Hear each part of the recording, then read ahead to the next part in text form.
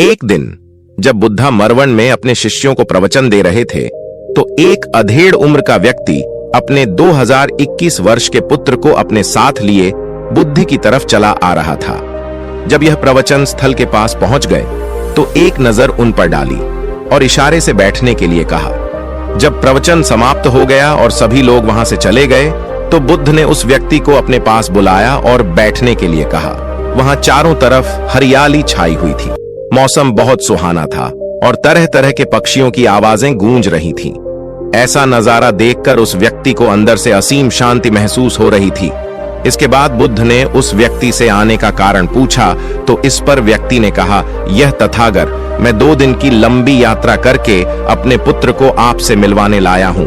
ये मेरा इकलौता पुत्र है और ये हर समय थका थका रहता है। ऐसा लगता है जैसे इसके अंदर कोई जान ही नहीं है, कोई प्राणी नहीं है।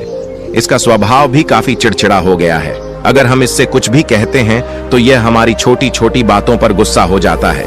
इसके देखने की क्षमता भी उम्र से पहले ही कमजोर हो गई है और इसके बाल भी सफेद पड़ने लगे हैं। इतनी कम उम्र में इतनी बड़ी उम्र का लगना मुझे तो कुछ समझ नहीं आ रहा।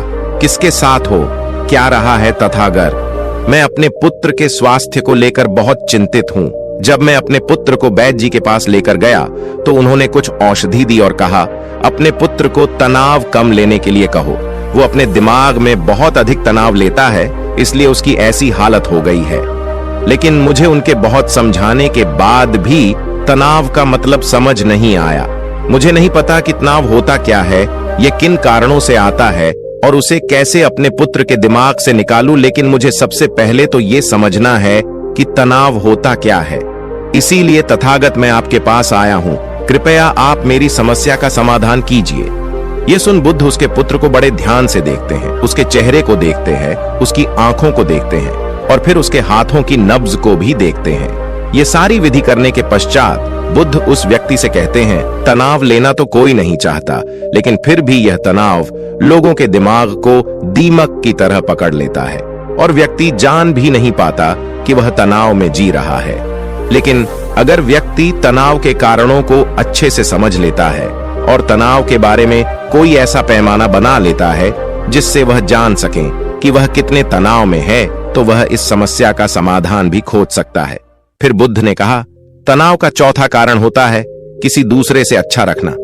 बुद्ध ने उस व्यक्ति की ओर इशारा करते हुए कहा, एक पिता होने के नाते तुम्हारी अपने पुत्र से बहुत सी अपेक्षाएं होंगी कि तुम्हारा पुत्र एक बहुत ही कामयाब इंसान बने, तुम्हारा नाम रोशन करे, जैसा तुम चाहते हो उस तरह का जीवन जिए, तुम्हारी हर बात मानी। लेकिन क्या आज तक कभी किसी की सारी अपेक्षाएं पूरी हुई है? जब भी कोई व्यक्ति किसी दूसरे से कोई अपेक्षा रखने लगता है तो वो अनजाने में अपने लिए तनाव पैदा करने लगता है। जरा सोचो कि अगर तुम्हारा बेटा तुम्हारे अनुसार काम नहीं कर रहा और वो नहीं बन पा रहा जो तुम उसे बनाना चाहते हो, तो निश्चित रूप से तुम्हारे दिमाग को तनाव पकड़ लेगा। तुम तनाव से भरा जीवन जीना शुरू कर दोगे और इस तनाव के बस में आकर तुम ऐसा व्यवहार करोगे, ऐसी बातें करोगे कि तुम्हारा अपने पुत्र के साथ संबंध और भी खराब होता चला जाएगा। इसीलिए व्यक्ति को जितना हो सके उतनी कम अपेक्षाएं दूसरों से रखनी चाहिए और अगर पूरी तरह से तनाव मुक्त रहना है तो दूसरों से अपेक्षा रखना ही बंद कर दो। इसके बाद बुद्ध ने कहा कि शारीरिक कष्ट भी इंसान के तनाव का एक कारण होता है। जब व्यक्ति किसी शारीरिक पीड़ा से गुजर रहा होता है तो उसका पूरा ध्यान बस अपने उस शारीरिक दर्द पर होता है और वो पूरे दिन बस उसी के बारे में सोचता रहता है, जिससे उसका मन दुख के विचारों से भर जाता है और ऐसी स्थिति में व्यक्ति तनावग्रस्त रहने लगता है।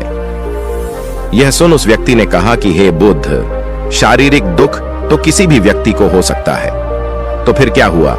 व्यक्ति जीवन भर तनाव में ही जिएगा। इसका जवाब देते हुए बुद्ध ने कहा कि इंसान को यह बात समझनी चाहिए कि हमारा जीवन दुखों का आधार है। जैसे जैसे हमारा जीवन आगे बढ़ता है, इसमें दुख आते हैं, बीमारियां आती हैं और फिर अंत में मृत्यु भी आती है। तो बीमारियां इंसान के जीवन का अभिन्न अंग है, कोई इनसे बच नहीं सकता। बस किसी किसी के जीवन में ये समय से पहले आ जाती है तो किसी के बाद में पढ़ाती सबको है। जब इंसान का मन इस बात को अच्छे से समझ लेगा तो फिर वह अपनी बीमारी के बारे में सोच सोच कर ज्यादा तनाव नहीं लेगा, क्योंकि ये हमारे जीवन का अभिन्न हिस्सा है और इसके लिए व्यक्ति को शारीरिक रूप से भी अभ्यास करते रहना चाहिए। अपने जीवन में व्यायाम और स्वस्थ जीवन शैली को भी जगह देनी चाहिए ताकि उसका शरीर लंबे समय तक निरोगी रहकर सही से काम कर सके। तनाव का अगला कारण होता है अपनी योजनाओं को समझने के लिए समय न देना। कुछ लोगों के दिमाग में कोई विचार आया नहीं है कि वो बिना सोचे समझे उस पर काम करना शुरू कर देते हैं और जब उस काम में उन्हें असफलता मिलती है तो वह तनाव से भर जाते हैं क्योंकि उन्होंने उस काम को शुरू करने से पहले उसके बारे में पूरी जानकारी इकट्ठा नहीं की थी। इंसान को कोई भी काम शुरू करने से पहले उसके अच्छे और बुरे परिणामों के बारे में ठीक से सोच विचार कर लेना चाहिए। इंसान को इस बारे में भी सोच लेना चाहिए कि अगर ये योजना सफल नहीं हुई तो फिर इसके बाद मैं क्या करूंगा। इसलिए व्यक्ति को अपनी योजनाओं को ठीक से समझने के लिए पूरा समय देना चाहिए ताकि बाद में उस योजना की वजह से तनाव पैदा ना हो। तनाव का 7वां सबसे बड़ा कारण होता है टाल मटोल करना, आज के काम को कल पर टालना। आप लोगों ने ये कहावत तो सुनी होगी कि आलसी इंसान के शरीर का सबसे बड़ा शत्रु है। इंसान आलस्य की वजह से आज के काम को कल के लिए टाल देता है और फिर काम को टालना उसकी आदत बन जाती है। काम को कल पर टालने वाले व्यक्ति का काम कभी भी समय पर पूरा नहीं हो पाता और अगर किसी तरह से पूरा हो भी जाता है तो वह उतना अच्छा नहीं हो पाता जितना अच्छा उसे किया जा सकता था और फिर यह बात व्यक्ति के अंदर तनाव पैदा करती है। लेकिन काम को टालना या काम को एकदम अंत समय पर करना एक आदत है, इसीलिए व्यक्ति ना चाहते हुए भी बार बार अपनी इस आदत का शिकार बन जाता है और काम को टालता रहता है और फिर जब काम की समय सीमा पास आ जाती है तो वह तनाव से भरकर काम को पूरा करने का प्रयास करता है।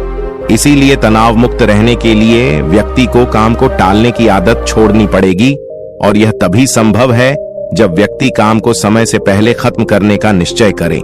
सबसे आखिरी और सबसे प्रमुख कारण जो तनाव का होता है वो है ज्यादा सोचना।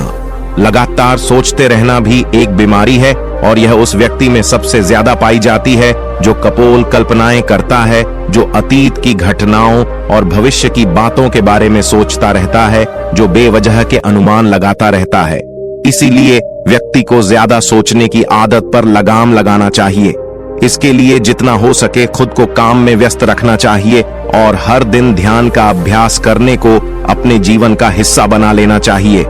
बुद्ध के मुंह से यह सारी बातें सुनकर उस व्यक्ति ने हाथ जोड़कर कहा, बुद्ध, मेरा पुत्र तो अभी मात्र 20 वर्ष का ही है और इसमें अभी इतनी समझ भी नहीं है कि यह आपकी बताई सारी बातों का एक साथ पालन कर सकें।